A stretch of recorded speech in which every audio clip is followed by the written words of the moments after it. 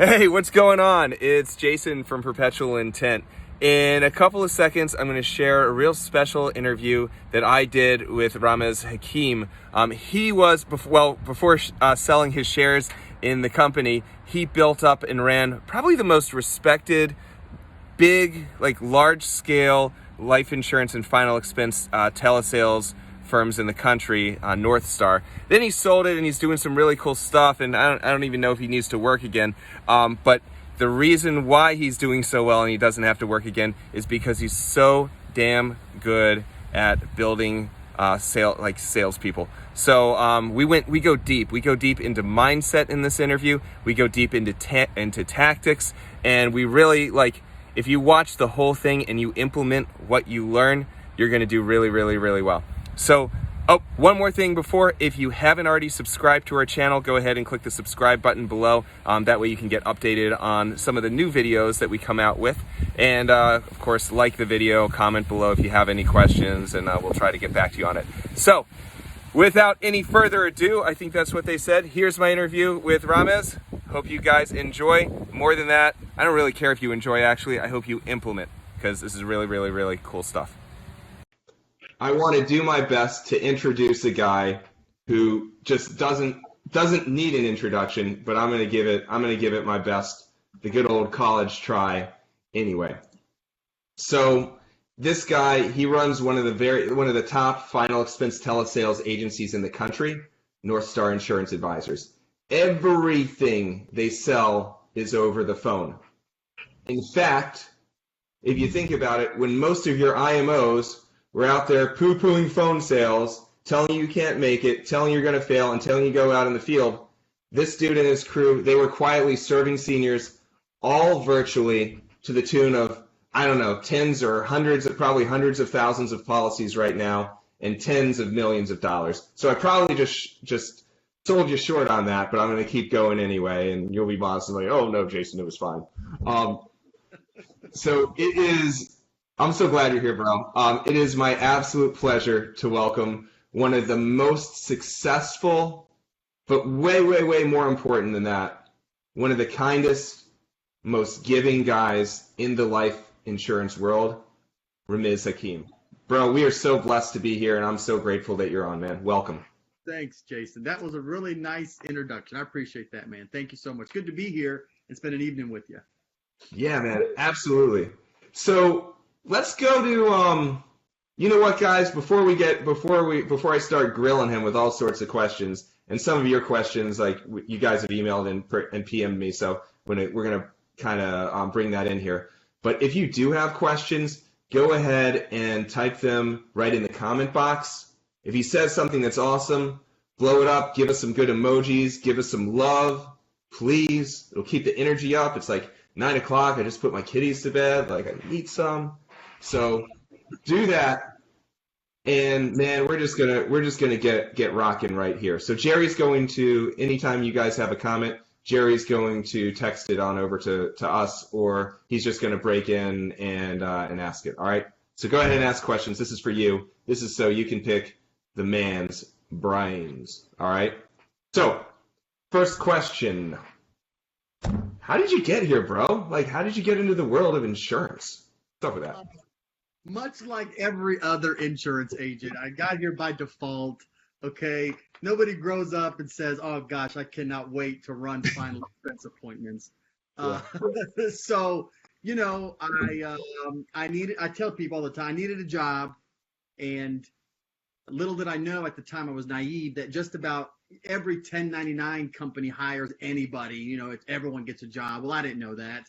I just happened to get an insurance job, and I did pretty well at it. And so after a while, it turned into somewhat of a business, and we began to grow a family agency and into a company for what it is today. Slowly but surely. That's cool. Did you start selling over the phone, or were you selling face to face first? How did this evolution kind of work? Yeah, started face to face, and I identified, and I got in the business when I was 19, and wow. I identified really quickly, man, there's some really good money in this business, but gracious. I hated everything except for making sales, right? Well, when you're your own business owner, you do everything, right? So I'd have to service my customers and upsell my customers and extract referrals and set appointments and find leads and reschedule and drive and coordinate and fax and call the carrier for like, so most of my time was spent not selling.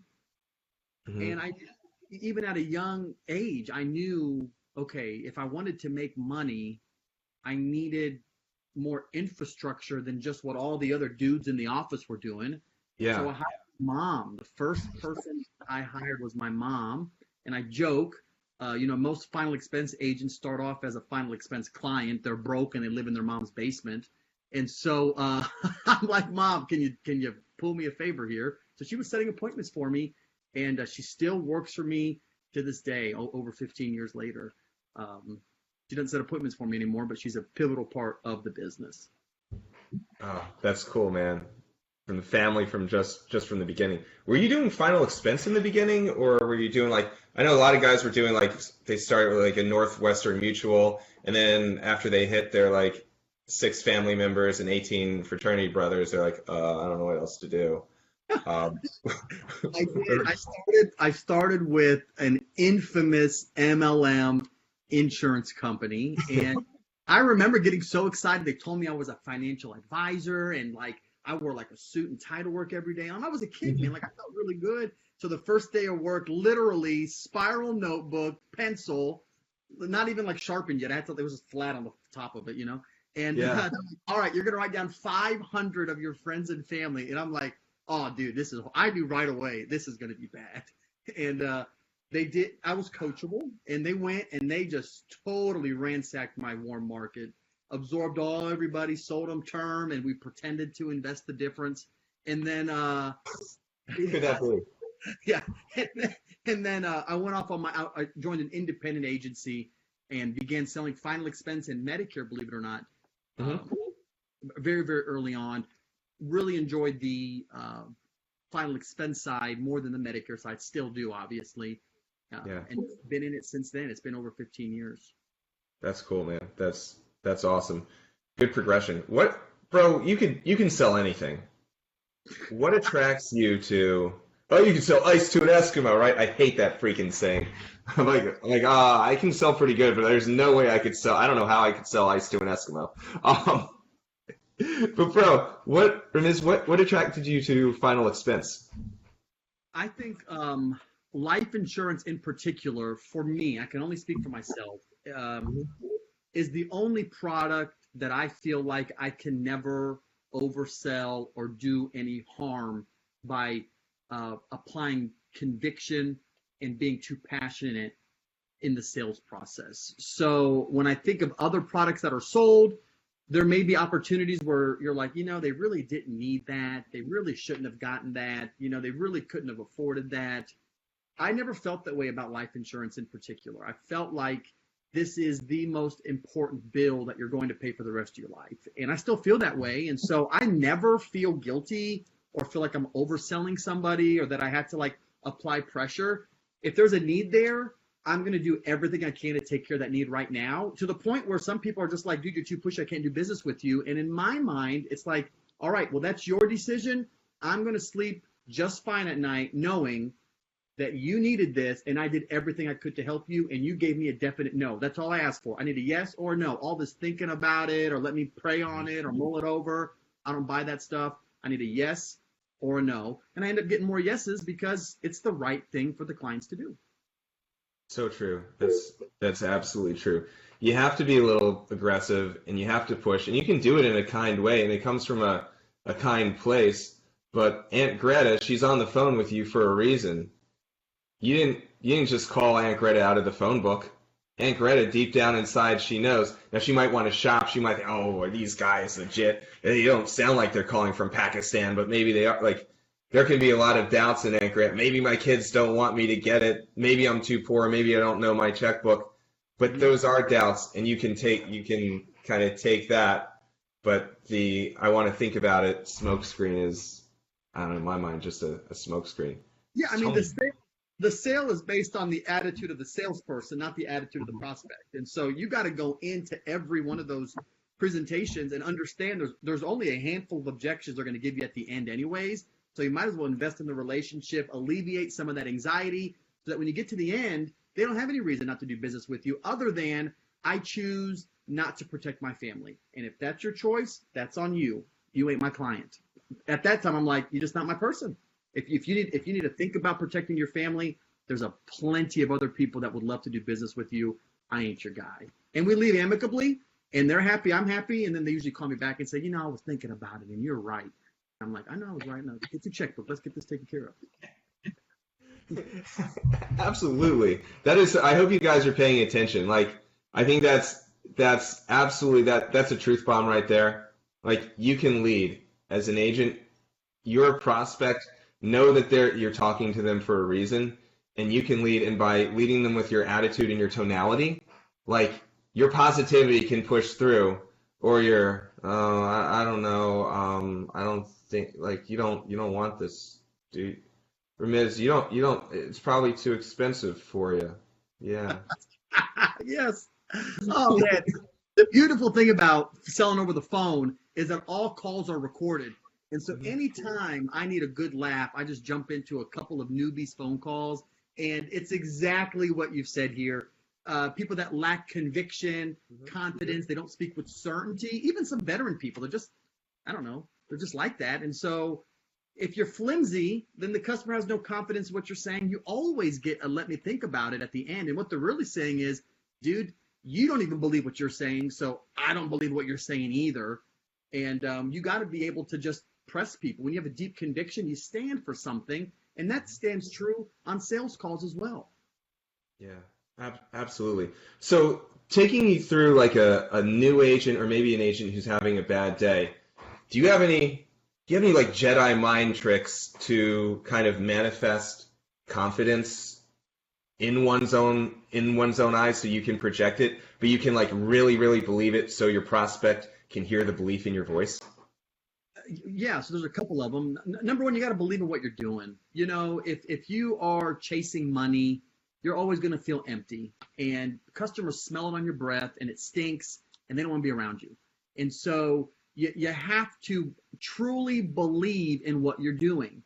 Now, this is a funny concept, because many people will look at what we do and say, well, hey, you're selling one product and it's kind of overpriced a little bit. And so how could you do that? Well, I believe that is the best product for my customer based off of a number of factors, most of which is more of the client experience aspect than just, well, it's the cheapest price. And so if you stand for something, like your conviction, you should have a conviction in what it is that you're doing. It's kind of like this, Jason. If you were going out drinking with a friend, with a buddy, and your buddy had a little too much to drink, okay?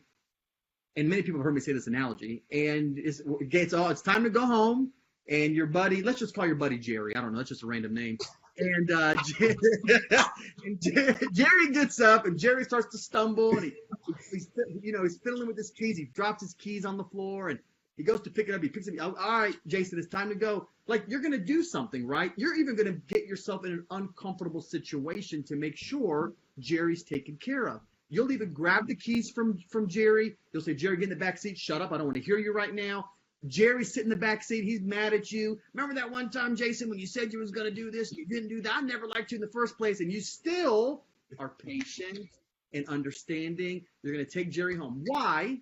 Because the next day, Jerry, who's your friend, is going to be apologetic and thankful that you're a good friend. You put up with this crap to better him. That is confidence and conviction. I am doing the right thing. Regardless of how you feel, what you're saying, what you're doing, I know what the best thing for you is, and you're either going to jump out of this car on the highway, or you're going to let me take you home. It's a yes or no. That's it. It's much, much, much the same thing when you're selling over the phone. Dude, I've never heard that analogy. It's besides the fact that it's real life experience. Nah, dude, that is so true, because you think at that point, like, I don't care what you think of me. I'm doing the right thing. This impacts you and me together so much. Man, I'm gonna tackle your butt, right? And you have that, just thinking of that, that brings the force out. And you speak with such conviction, and I try to too sometimes. But, you know, man, it's so true. So I got a question for you. So the majority of our crew here are independent agents. And if they know they're coming from face to face, a lot of them are, like, like with your old group, like there were a bunch of people looking for information, looking for help, looking for scripts, looking for whatever they can kind of grasp onto. I think that they're over, kind of on a mindset thing, they're overcomplicating it in their head. This really isn't hard, like very hard. But what would you recommend, like maybe like one or two things to, like, actionable items? Like, if I've never done this before, oh man, I was doing face to face, now I got to do it over the phone. What do I do? Oh man, I'm going to give you such unpopular answers. I hate that. I'm sorry, but number one, you don't dabble. Okay, anything that you do part time, you give part time attention to, it always fails. Yes. And I think that's true just in sales in general. I'm sure you see it with some of the stuff you're doing with chatbots. People are just like, oh, well, I did it for a week and it didn't work, so I gave up on it. It's like, okay, well, nothing works for the first week. Like, you got to give it some time. Like, let this baby work. So if you're serious about your business, then you need to jump in with both feet and just commit to a solution to your problem. That's the first thing I can tell you. Like, burn the ships, burn the bridges. Like, this is it. Like, we're taking the island. It's either yes or no. Okay. That's the first thing. The second thing is, don't let your emotions dictate your behavior. Sales in general is extremely emotional, and it sucks, man. Like, let's be real. You always get more no's than yeses. That's why, like, the strong survive. All the weaklings die off and go work at Walmart doing other stuff. And that's fine. We need people to work at Walmart, but, like, don't pretend to be a salesperson when you're constantly doubting yourself, or you're flimsy with your schedule, or you feel a certain way, so therefore that means something. Just like, stop running out of business slowly. Like, make the decision, like, dude, this isn't for me, I'm gonna get out. Or just say, this is for me, and I need to, like, buck up a little bit and man up and woman up and, like, get to business. So don't go part-time. Like, just do it, and then do it well to the best of your ability. Don't dabble in. I see so many people, man, just, like, struggling for no reason. They're struggling because they struggle, like, getting up in the morning. Like, every part of your life you're kind of doing a half job at, like, just do it right from the beginning. And then if it doesn't work out, move on to the next thing. But say I did the best I could and it just didn't work out. That's okay. There's nothing wrong with that. At least you tried. Yeah. At least you balled out with it, right? That's right. So I like there's a Tony Robbins saying, like, if you're gonna take the island, burn your boats. It's true, man. It's true. It's so true. And that's, like, when we sign people up for, like, our courses, whether it's the chatbot or something else, like, I'll actually, either Jerry or I will have a conversation with them, because I know that if you are a dabbler, man, you're so right about this stuff. Like, if you're a dabbler, if you're not going to jump in, if you're going to do this, like, part-time, well, it's not going to work. There's too much. It's not a difficult business if you just go balls to the wall. But, well, I kind of like, well, I'm going to call for 2 hours here, and then maybe I'll have some time, but I got to go to lunch. Like, you can't do it that way. No, and most people do, right? Like, they go into business because they want to be their own boss. Then they fail out of business because they were their own boss. Like, you're just not a good boss, so be real about it. That's why you never were a manager at fast food or retail, because you weren't a good boss. And so just, like, get it together and, like, be real about it. Do some self-development and become a, like, responsible business owner. And that's really the difference between those that make and those that don't. Like, are you serious, or are you just trying to find a shortcut to make quick money? It never works out that way. Yeah. And for you guys listening, I know this isn't like, so we're going to get to some cool sales tactics and cool objection handling, but this is the big picture stuff. If you can master what's up here in between those ears, then you keep at it and you're going to be successful. You can handle I want to think about it. Oh yeah, say this. Oh, how do you build rapport? Oh yeah, say this. Use your tonality, follow them, pitch. None of that stuff's rocket science. You can be, I think back to, like, Boiler Room and Jordan Belfort and, like, Straight Line. Like you can be whoever you want to be over the phone. That's not the hard part. The hard part is just getting up, getting punched in the mouth, and saying, all right, cool, well, my average AP is 700 and I make 110 points. So how many calls do I have to get through to make it? And how much is my call worth? Okay, cool. I just made $40 to get hung up on. Cool. Who else is going to hang up on me? Bam, bam, bam. Like that's where that's where you get successful, I think. Yeah. And many people, I call it BAS, bank account syndrome.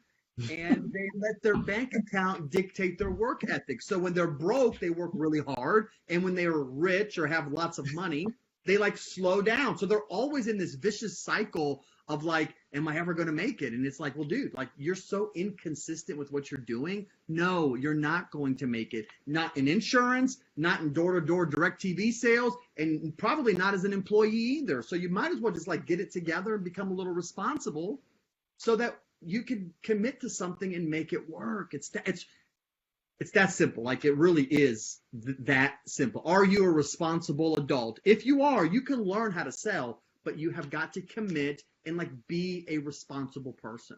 And I know that sounds like offensive. Like, well, hey, I'm struggling and I'm responsible. Well, you're the unicorn. Like there's not very many of you. I have hope for you. But for most people, it's not that. It's I want to sleep until 10 o'clock today. It's like, well, you done lost 2 sales already. Just call it a day, bro. Like, just go for a walk for the rest of the day. I don't know what to tell you. Open up the 12 pack. Do you think people are afraid, like deep down inside, you hit some successful levels, you're like, oh my God, my head's over the clouds. I'm not used to this. I'm uncomfortable. And do you think the subconscious takes you to dive back down? Yeah, I think people don't believe that they deserve that or that they're worth that, you know? So they lived a certain life as a child. They were in a certain socioeconomic level, and they stay there. And so, you know, some people are raised like, you know, money is evil. It's the root of all evil. Or, you know, you never want to be that person that's always chasing money. It's like, let me tell you something right now, man. I have never in my life had my pastor come to me and say, you know, Ramiz, can you stop donating so much to the church? It's kind of annoying. That's never happened to me. Okay. And so there's nothing wrong with that. It's a tool to do stuff with. And you have to see yourself for what you're worth. Like, I don't think anyone was designed to be mediocre. We choose to be mediocre. Mm-hmm. Yeah, man, I couldn't agree with you more. I mean, you don't help people by being poor. Oh, I have too much. Money is the root of evil. Give it away and you can't help anybody. Be successful. Be successful helping, like help people and make money together. So you're kind of like, man, you're doing something really good that you can actually see, something tangible for the world, and then you're giving away. Yes. And that's like, I don't know, man. That's the way to be, bro. All right, let's talk about IMOs. We're not going to name any names, but why? Seriously, I love them all. No, not really. Why has phone sales before this beer virus thing? Why has phone sales gotten such a horrible rap? I believe, and I don't know because I've never been a critic of it, but Yeah. what phone sales does is it compresses time. All right. It compresses time to make a sale, but it also compresses time to make you successful, and it compresses time to make you fail. And specifically in the final expense realm, there are a lot of agents who are slowly failing that don't even know it. And so what happens with telesales, what it takes you a year to figure out, like, you know what, I didn't really make money this year, I should probably bow out. It takes you 2 months to figure that out in telesales. So IMOs are designed to produce based off of total volume and to profit off of total volume, not off of what does the individual agent make. So 100 agents doing 1 sale a week is the equivalent of 10 agents doing 10 sales a week. The IMO, I'm not even sure if they really care. It's still 100 sales for them. So when you have the cards kind of stacked against the agent, The IMOs would much rather see you bleed out a slow, drawn death than to compress time and get you to fade out real quick. That's my conspiracy theory, but if you ask a bunch of agents, I bet you they'd agree with me. That's great, man. That's great. And it's crazy now that phone sales is a thing. Um, there's a lot of support in the IMO community right now. IMOs they're having to completely change their paths, and they're coming from it. They're creating this change from a place where some of them might not be experts, and it's kind of like how are you leading these people when you haven't done it before? It confuses me a little bit.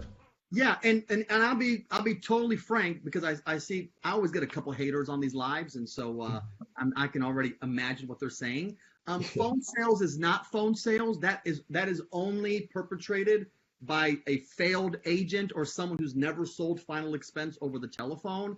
Final Expense is not the same as selling term insurance over the telephone.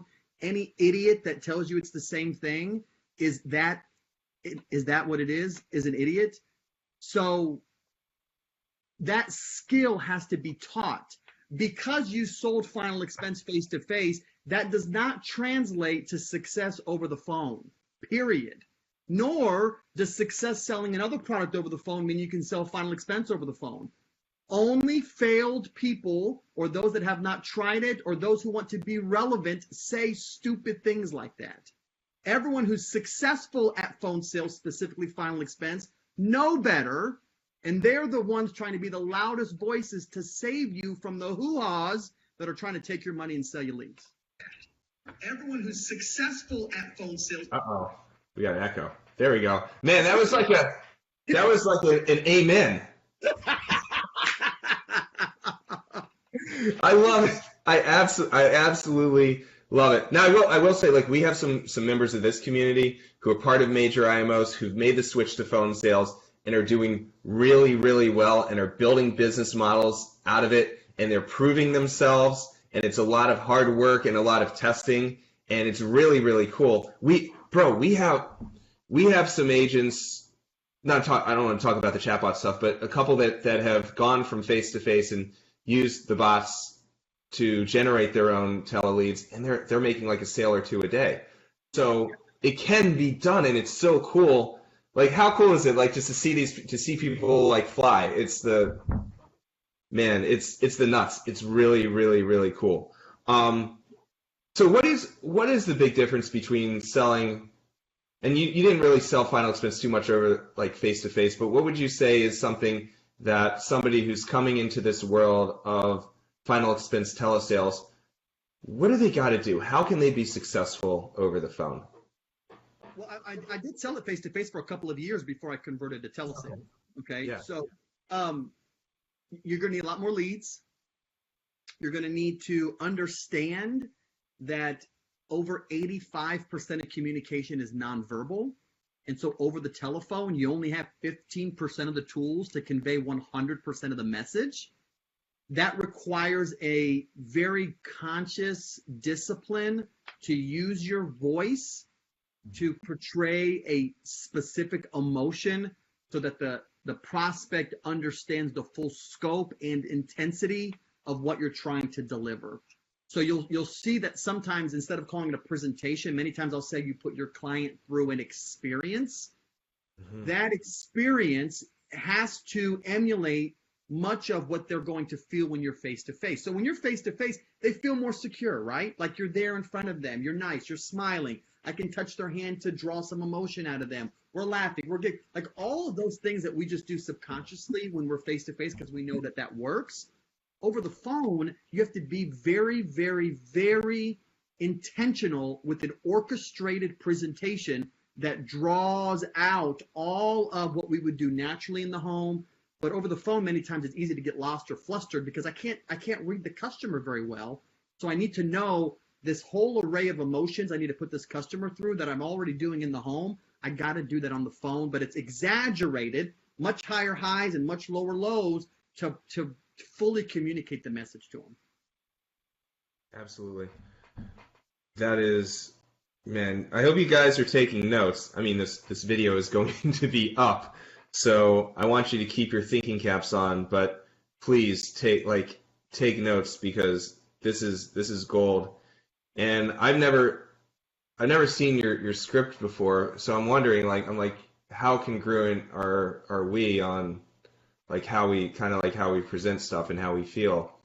And just the way that I feel is like, at least the way that I do it, and there's a million different ways to do it, right? Like you, Danny Ray, like very, very successful guys who write a ton of volume. Probably there are different ways to do it, but I've always felt if you can get them to think about their loved one and the love, their beneficiary, the love and the family, and then the flip side, well, what if I pass? What are they going to do?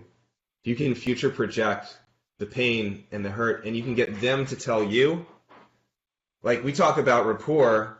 I talk to face-to-face agents, and they're like, "Well, dude, well, how can I do it? I can't see the picture of their grandson on the wall." I'm like, man, if you can just get them to talk about what would happen to their son and their grandson if you passed away, if you're not protected, like how are they going to do things? Like what and who's passed away around you and what happened and what was that experience like? That's more rapport than anything else. Yeah, I, and so even in that sense, and I didn't mean to interrupt you, but yeah, you have to be really good at telling stories. And the more vivid your stories are, what happens is it liberates the customer from feeling like they have to hold back. So if you're vulnerable and you're sharing real, true, vivid stories with your prospective clients, it allows for them to reciprocate that level of emotion. And so they begin to tell you why insurance is important to them based off of their previous experiences. And it's really that easy, man. But agents, especially men, are a bit shy to be that vulnerable with people over the phone. And because of that, there's always that wall between them and the prospect, and they're never able to penetrate through that emotional wall and tap into the real reason why we're on the phone today. man, so true. But it's fun, like when you know that you can get them there, like you're feeling it and they're feeling it together. You can help them. You can take them through on a good script. Um, I have a so a lot of our crew they use Facebook leads to generate their prospects. Um, how quick does an agent have to make a first impression over the phone? And how would you say your like real successful guys do it? So, so Jason, we all have that friend that we love and that we know we've been through thick and thin together, but they're an energy sucker, right? So when the phone rings, you're like, oh man, it's Jerry. Okay. Oh gosh, he's probably okay. I'm gonna answer. Okay, hello, hey Jerry. Hey Jason, and you're like, oh God, I should have answered the phone. Okay, like we all have that friend. Poor Jerry, I'm beating him up today. He's a good dude. I know Jerry, but uh, but like that's someone that you know and that you love, and then in 1 second you're like, oh, I knew I shouldn't have picked up this phone call. Well, the prospects don't know you, and so if you're that dude, like you lost the sale in half a second. So you have literally milliseconds to expose the customer to a different level of energy, excitement, and enthusiasm. And so, based out of pure curiosity, they're going to be like, I like this guy. Like, I don't know what he's selling. I don't know what he's calling me for, but I can dig this. Tell me what's going on, man. And then I'm buying myself some time to allow for them to feel like, okay, I'd like to get to know this person. I feel like I might like this person. And he seems trustworthy. And so let me give him a couple more minutes to see if this is worth my time. Well, that couple minutes turns into a couple more minutes. It turns into a couple more minutes. And I'm keeping them engaged through my personality. And then I'm able to begin to exchange emotions with them. But it starts with energy, excitement, and enthusiasm. If those things are gone in the first couple of seconds, like you're calling like your mom just to say, hey, I'm picked up the groceries, you lost the sale like in half a second. And your mom doesn't like you either, by the way. Yeah. Did you get your anchovies, boy? Go back to the store. Yes. Yes. So a lot of people, there's a lot of training out there that says meet people where they are as far as tonality and you lead them up. And I think there's some truth to that later on. But in the beginning, you gotta like, what you're saying is just like, be that, be there, Yeah. be good, make them want to like, oh man, I've had a bad day, but this dude, Jerry, man, he must have drank his coffee double shots espresso this morning. Like he's killing it. You know, Zig Ziglar says for every sale you lose that you're too enthusiastic, you gain 100 more for your level of enthusiasm. Sorry guys, I don't know what happened here. We're having some fun, and suddenly we get kicked off. So we're talking about God only knows. We were talking about making first impressions and using your positive tonality to really like to jumpstart the conversation and get people thinking like, man, I like this seems like a really nice guy. I don't know what's going on with him, but he seems like somebody I want to listen to for a second. Right.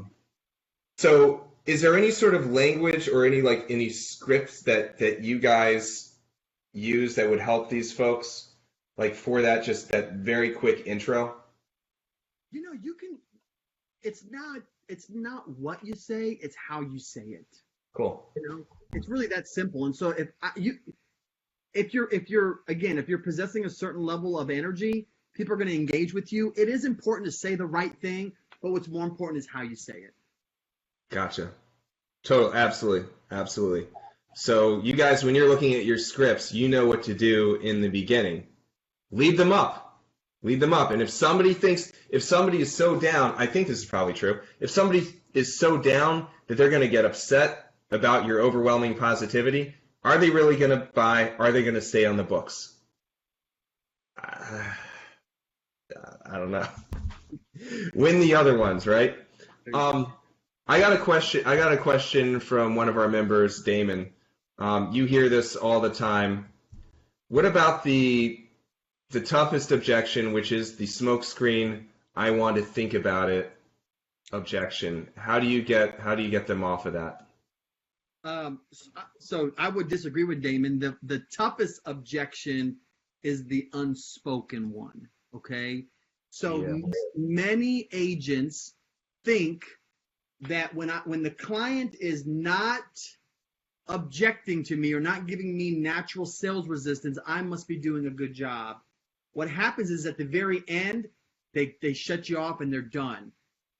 You should have a script that is designed to pull out future objections and natural sales resistance and address them before the close.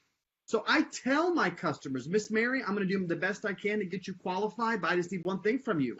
What's that? I need a definite yes or a no from you today. You do want to protect your family from the inevitable cost of the funeral, don't you? Yes. So I've already tied them down early on in the script. They've already told me they ain't going to think about it. I've already locked them down.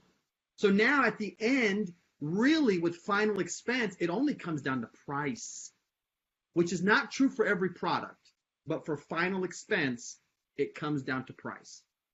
That's the only real objection. Everything else means you didn't do your job correctly. Mm-hmm. Absolutely. So what if they say, okay, Ramiz, that sounds great. I tell you what, I just got to crunch the numbers. And can you call? I tell you what, 11 a.m. tomorrow. I'll have looked at my chat. I'll know where my bank account number is. I'll have talked to my kids. I'll have crunched my numbers. I would have talked to my pet cat who have told me what to do. Can you just call me then? And I promise we'll set it up then. I'm really excited. Like you've done such a great job. I'm so excited to have you help me because I've always needed this. So call me tomorrow. Absolutely, Jason. I'll do it even better for you. Okay. What we'll do is we'll go ahead and get you taken care of today. But listen, you're not paying for anything today, all right? Like you told me earlier, your Social Security comes in on the 3rd of every month. And so we're not going to do any payments until the 3rd of May. That gives you about 6 or 7 days to really crunch the numbers. And listen, if anything changes, you just let me know. I'm here for you, okay? Now go ahead, grab that checkbook. Let me know when you're ready, okay? That's it. Lovely. And you set yourself up too.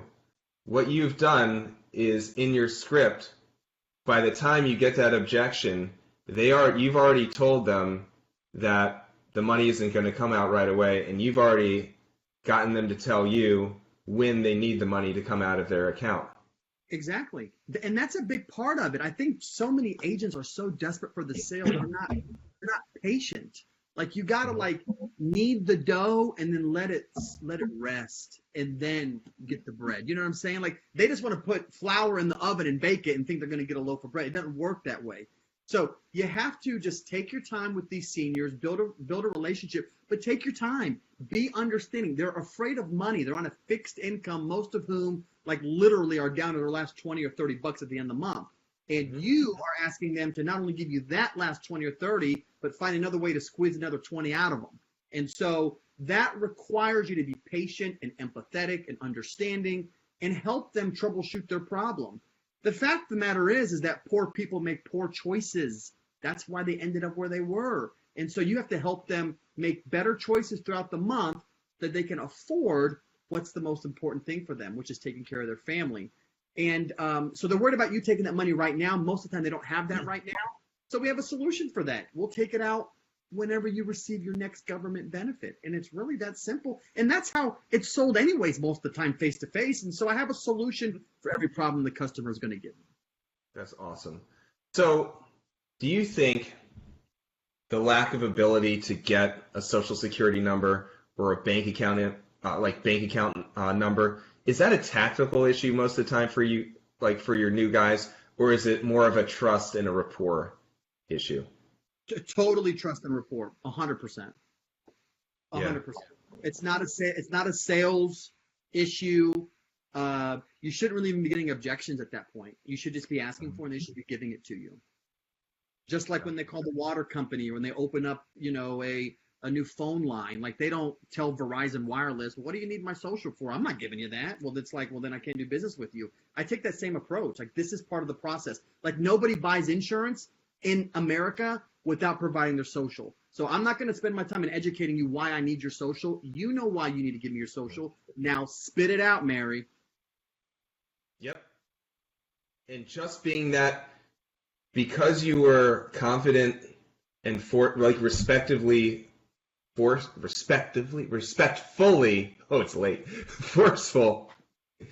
you give them confidence. You're like, well, Miss Mary, I understand where you're coming from. There are a lot of scammers, Miss Mary. I tell you what, but like we really, dude, like just get it, believe it, and own it, right? That's right. I mean, that's it. And so many agents sell like they're scammers. And so it makes customers feel like you're a scammer. Like scammers get nervous at banking.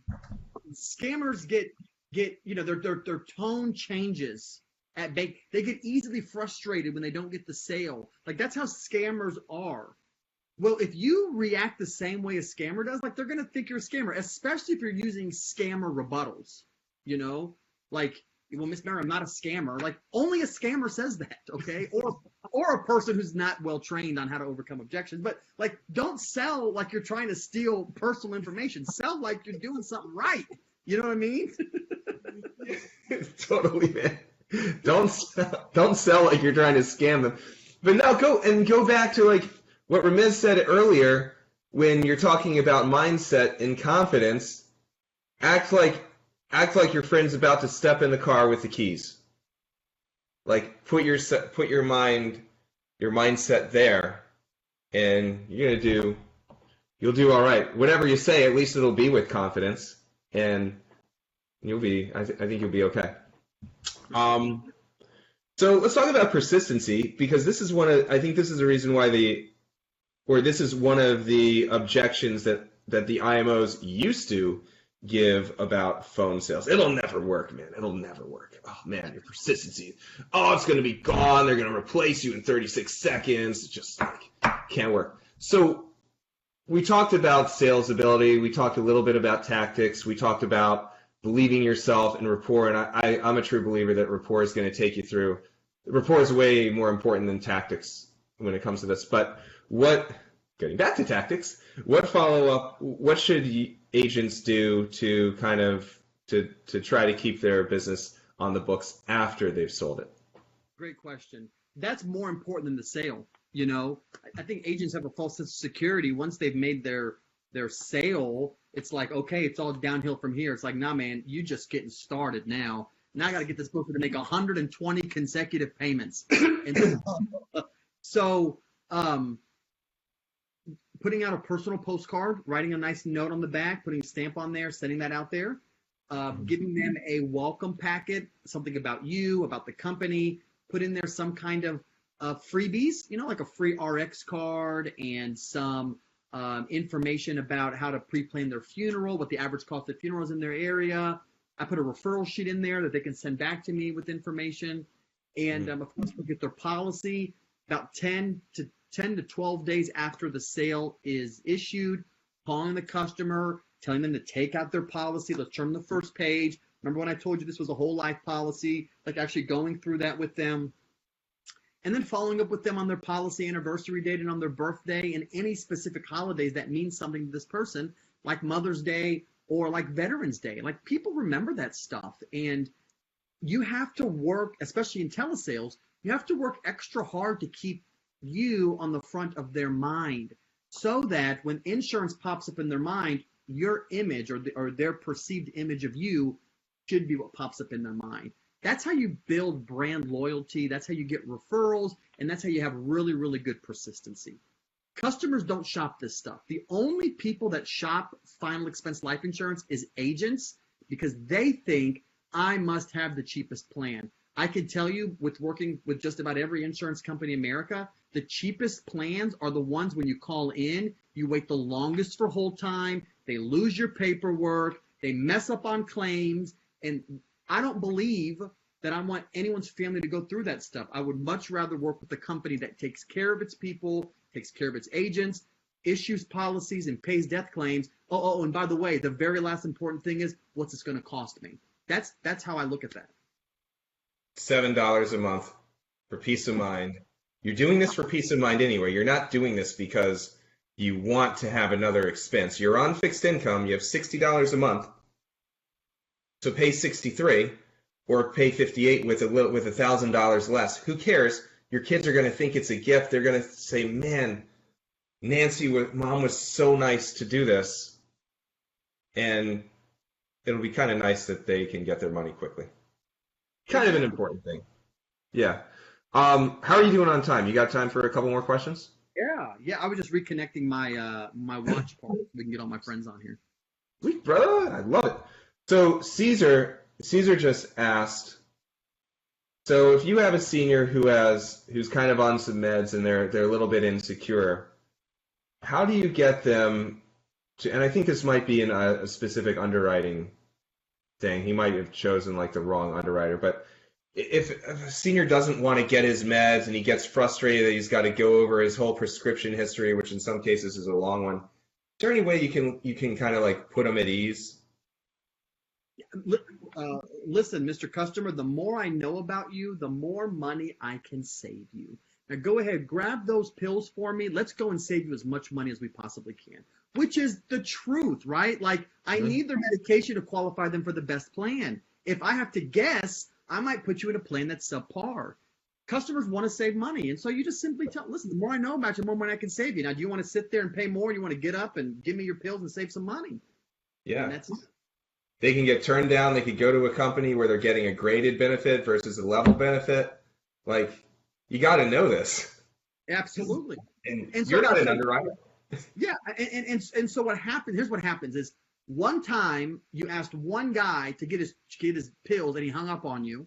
And so now for the next 100 calls, you skip that part because surely everyone's going to hang up on me. And then what happens is that the client experience is compromised. You're putting them in the wrong plans. You look like a bozo. They don't like you now. I mean, it's just a domino effect of how bad this can go. So you need them to get their medicine. So quit being like, not that Caesar's this way, but just quit being a pansy about it and just tell them to get up and get their medicine, and I'm going to help you get the best plan. And so that, to me, that's just part of the like, they know that stuff. Like, everyone knows insurance is going to require some kind of medical underwriting. That's no surprise to them.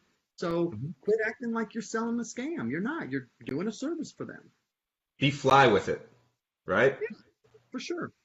Like, this is what I'm going to do. Confidence. Again, confidence, confidence, confidence. This is, man, I'm going to hook you up. I got to know this to hook you up. You want me to hook you up, right? You don't want to pay $10 more, do you? No. All right, cool. Just go ahead and grab it. We'll bang through it. It'll be quick and easy, and you're going to save some money. Most importantly, you're going to be covered. And that's going to, that weight that you feel on the shoulders is going to be up, right? That's right. Cool. One more. A number of our crew, so we have folks who are starting off kind of like going from face to face to telesales, but we also have a good number of folks who are already pretty successful. They've been doing it for a little bit on the phones, and they want to hit that next level. Maybe they're like low 5 figures or like high 4, so like 8 to 12. What do you think the most important, I don't know if it's tactics, but what would you say 1 or 2 things that an agent should do to get from that about $10,000 a month, $12,000 a month range up to 20 plus, 25, and maybe even 30? Well, you know, 10,000 a month to me is not a good number. All right. Yeah. Now the industry will tell you you're doing a good job. They did that to me too. They did that to me too. Oh, Ramiz, you're doing such a good job. Well, I wasn't making any money. Like I wasn't making any money, but my upline just kept telling me, you're doing a good job. Keep buying more leads. You're doing great. So you need to work the numbers backwards. And so if you want to make X amount of money, you simply divide that number by placement, you divide that number by persistency, and you divide that number by your commission. Okay? Income divided by placement, divided by persistency, divided by commission. That gives you a total volume per month you need to write before you spend money on marketing. So when it comes to goal setting, I think too many agents just set a goal and don't know what it is that they're setting. They just say, I want to sell 30,000. What does 30,000 mean? Find an income that you want, and then work the numbers backwards, and then take out the marketing dollars and set that goal, and then treat it like a business, like a system. If you hired somebody and said, listen, I'm going to pay you $50,000 a year, but your job is to make 5 sales a week, and you can't get out of the seat unless you make 5 sales a week, you would demand that that person followed through with the plan that you outlined for them so that they could make $50,000 a year. Well, much like yourself, it's the same thing. You want to make $120,000 a year? Run the numbers backwards and tell yourself you don't get out of the seat unless you hit these numbers. And then guess what? Magically, you make that kind of money. So, math, right? But it's having the dedication and the discipline, because entrepreneur is it's a neat word these days. Everybody wants to be one, and I think it's because people think it's easier, but it's not. People don't know what the definition of entrepreneur is. If you look up the literal definition of entrepreneur, it is someone who takes above average risk. That is the actual true definition. So you are not an entrepreneur if you go door knocking all day. You are not risking anything. You have not put yourself in a financial situation where you're going to make it or break it this week. The true entrepreneur is someone who bets on themselves and gambles on their skill set and says, I can do this. I can literally take this X amount of investments and take that times 4 or times 5 week in and week out. So it has a lot to do with skill. I'll give you that. But most of it has to do with the belief in oneself, the desire to actually do something like that. So, everyone says entrepreneur, hashtag hustle, hashtag grind. It's all a joke. Most of them ain't hustling and grinding anyways. It's just a facade that people like to put on. The people that are making are the ones spending the most money. That is who is actually making big money. Mm-hmm. I feel like once you get a metric and you've proven it to yourself and you know your ROI, and you know your path, and you know you're disciplined enough where you're going to sit here on your butt on this desk, do this a bunch of times, you can scale.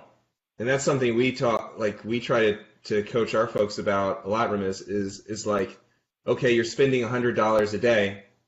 Guy who's on $100 a day, he's at 10 to 1. He's just like started. I'm like, dude. And he's a great guy. I love him. But the questions he was asking was like, okay, how do I tweak my ad? How do I get my leads cheaper?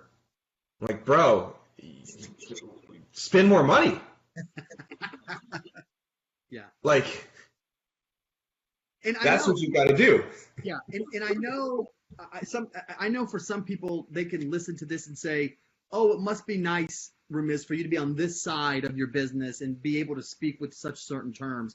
The reason why I'm trying to dumb this down and simplify it is because nobody did that for me when I was trying to make ends meet. Everyone tried to give me this formula and, A, B, C, and do this. And it's like, dude, it ain't that hard. Like, just have a desire to win, have the confidence in your product, lead, be a leader, in the presentation, and ask for the sale, and don't let them get away from you with an I want to think about it. It's not a legitimate reason. That's it. I mean, it's really that simple. And be real with yourself. Like, is this really for you? Too many people have this glamorous view of what entrepreneurship looks like, and then when they get in, they're like, this is really messy and ugly. I didn't think this was going to be like, dude, it's going to be like that for a freaking long time. Like, get used to it, bro. I don't know what to tell you. You're going to have to eat ramen noodles for a little while, like everybody that made it did. And so no one's speaking that language. Everybody is saying, hey, come join me. Let's make 100,000 your first year. Dude, 99% of agents do not make 100,000 their first year. They don't make 100,000 their second year. It takes time. And we keep falling for the same gimmick. And people are jumping from one opportunity to the next opportunity. And it's partly their fault, but it's also partly the fault of a industry that has turned a really, really good concept of helping people into what I would consider glorified multi-level marketing, where in some cases you don't even get a raise in your contract unless you recruit your friends and family, which I think is a complete joke, because you have people who don't know what they're doing, training people to do things wrong. So if that's not a recipe for disaster, I don't know what is. It boggles my mind. And you see in the forums, people recruiting certain IMOs, rookies. Yeah, I just started. I need to break. Like, so you're going to, like, if I'm starting, you're going to teach me? How is that? All right, you guys know how we feel about that. All right, from Joe. So to do telesales from home, you and I might have different answers on this. We'll see. To do telesales from home, what sort of equipment, software, and tech do you think is needed? I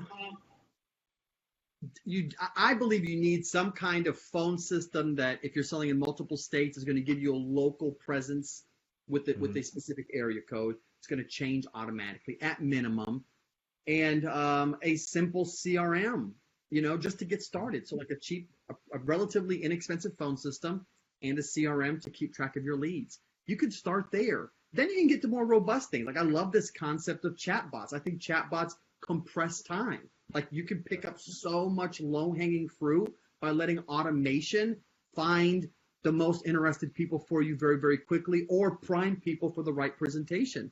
Those are all good things. I think you should be implementing those into your business. But for a dude that's just getting started, like, spend the $199 for some kind of phone system with an integrated CRM, and then get to work. Don't kill yourself trying to find the best system. Like, it ain't that big of a deal, dude. It's $199. Just do it, and move on. It's like a third of a policy. I'm going to add something onto that you said before. Record your calls. That's good. Yeah, like, what? You're going to start off, and no matter what the script is, you're going to be rough. I tell my guys all the time, like, yeah, you can make sales, and people have done it in their first couple days, but damn well, if you treat me, going back to like the way you conceptualize and plan this, if you treat this like a business, then you need your reps, and you're going to be better at the end of the third week and the second month than you are the first day. So perfect practice makes better. I don't like the practice makes perfect thing because there ain't no such thing. But you practice good a lot and you get better and you listen to yourself, and that's how you really like, that's what you do. You just got to be a little humble. You got to be like, wow, man. Oh, I was kind of rough on that one. I let that one go. But let yourself do that, man, and it's good. So that's all, man. Ramiz, I appreciate you like so much for coming on here. You're an awesome guy. You have a beautiful family. I'm gonna see you out at Digital BGA in October. I will be there, and if Jeff wants me to speak, which I think is still the plan, then my biggest passion is helping people, especially in the financial services industry, get themselves out of the hamster wheel of having to grind every day and really start a business. Like employ people in your community. So that's what I'm going to be talking about. Like, how do you go from being a good producer that's doing really, really well to like having a good agency that does even better and employs people in your community? So that's what I'll be talking about. And that's what I'm most passionate about, because I've seen what kind of magic happens when you put a bunch of like-minded people together, all marching to the beat of the same drum. That's so cool. And I've seen like through like your social media and your Facebook, like I've seen what you do for your employees. Like you take them on trips. You have such like I don't know, it's kind of sound like I'm sucking up to you, but bro, I'm so impressed with like what you've built and what you do for your crew. Like you give so much. Well, they're family to me, man. Like I treat them like they're my family. They are my family, and so we got each other's back, dude. And it's an intense environment, but it's intense because we expect so much from each other. Like people will come to me and say, hey, I want you to know the way you acted yesterday was against our core values, and I deserve an explanation. Like first-line people will say that to me, but That's what we stand for, man. And so I appreciate you pointing that out. We've worked really hard on that, and it shows, dude. Like during the coronavirus, like when everyone else is running around in shambles and not knowing what's going on, literally, we shut down on a Friday. The next Monday, that next week, we were up over 20% in sales, changing nothing other than sending people home. Like that's what good culture does. That's what entrepreneurship is all about. And that's why having a real business where you can help people is so, so, so important to me. Gotcha. Last question for you, bro. Okay. Tactics or mindset? Mindset, 100%. 100%. The best salespeople, like that have raw talent, are almost always the most cuckoo, to be frank with you. And so they never make it. The best salespeople are never at the top of the leaderboards. They're always jumping from different opportunities to the next. They can't handle it up here. They can't handle it. It's the people that are strong here, who aren't the best necessarily skilled people, but that are consistent, that lead the way. When you talk to top producers, you'll notice that many of them are very, very level-headed. But when you talk to like really good salespeople, they're like erratic and they're always moving and they're like, oh man, I'm going to close down this deal and I'm going to get this lady. And it's like, dude, you ain't going to be here in a couple weeks anyway. So let's just like end this right now, So mindset 100%. Awesome, brother. I love it. I absolutely, absolutely love it. All right. So if people want to get in touch with you, if they want to like follow you, see what's going on in the world of Ramiz, the world of North Star, how are they finding you? Yeah. If you type in Ramiz Hakim, there's not very many of us in the world. There's only one of us. There's only one of us in the insurance industry. So if you just look for Ramiz Hakim, you'll find me. Follow me on Facebook, and we'll have a good time. I'm giving out as much content as I can, and I try to be as inspirational and hopeful, and to give what I can back to the community that's been so good to me. Dude, that's awesome, man. I personally, if you guys have questions, then I'm going to shoot them over to Ramiz later on, and maybe you can answer them like tomorrow or the next day or something. I've been so like into our conversation, I haven't even paid attention to anything else, but like this, like you have given us so many nuggets, and I hope that everybody who's on here like realizes like where you're coming from and the fact that that this is like truly like gold advice. So, brother, I appreciate you so much, man. Pleasure. Yes, thank you. I appreciate the opportunity to come on here and talk to you and just talk to everybody, man. Listen, I'll leave on this note. When I was, there's many people that I admire, I have admired throughout the years, some in the insurance business, some out of the insurance business. And I say this because some people would look at me and say, gosh, if I could just pick his brain for whatever, that would mean something. It's like, dude, once you meet me, you're gonna be deflated. I'm just a normal dude, much like how I felt about many people that I've come in contact with. I couldn't wait until I met that person, and I left there thinking, he's just a regular dude, like nice, down to earth, regular dude. Like I was thinking that like when he left, I would like maybe float back to my house or something. But like I just got in my car and walked. It wasn't angelic or euphoric. He's just a normal dude. So anyone that you aspire to be like or look like, I would just encourage everyone to understand they're normal people. They just bet on themselves a little more. That's the only difference. Love it, baby. Love it. Man, did Ramiz, did he bring the heat or what?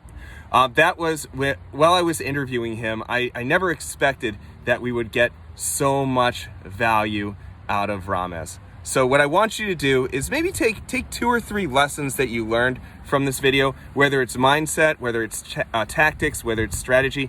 Take those lessons and implement them. Now, what Northstar already has for their salespeople and for Ramiz is they already have leads that they self-generate. They have their leads coming in and coming in and coming in. So they're able to quickly utilize their tactics. They're able to quickly come up with new strategies. But for you, you know that you need leads. Leads are like the lifeblood of your business. And if you don't have them, then you're calling Aunt Sally 4,000 times and wondering why she isn't buying a damn final expense policy from you.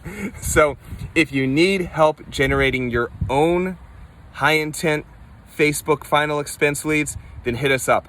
You can go, we probably have a link below or on here somewhere, but you can also go to just perpetualintent.com and see our programs. And actually right now, I don't know when you're watching this, but we may have a really special, a highly discounted special going on. So again, thank you for watching this. I hope you got a lot of value out of it. I had a hell of a time. I had so much fun shooting this interview with Ramiz. And again, if you need help, go to perpetualintent.com and we'll hook you up with, we'll teach you how to generate your very own, very high intent final expense leads. All right, take care.